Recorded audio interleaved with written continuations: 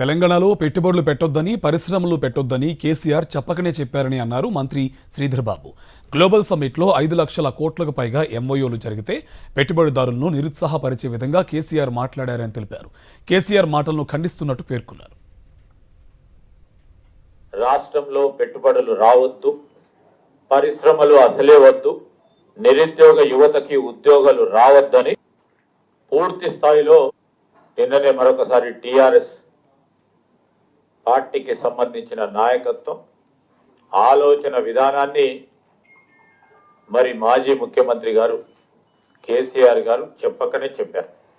Global summit కు సంబంధించి 5 లక్షల కోట్ల పైమించి పెట్టుబడులు ఎంఓయూలు జరిగితే ఆ ఎంఓయూలను పారిశ్రామికవేత్తలకు పెట్టుబడులు పెట్టాలని వారిని నిరుత్సాహపరిచే విధంగా వారి మాటలను మేము ఖచ్చితంగా ఖండిస్తా ఉన్నాం.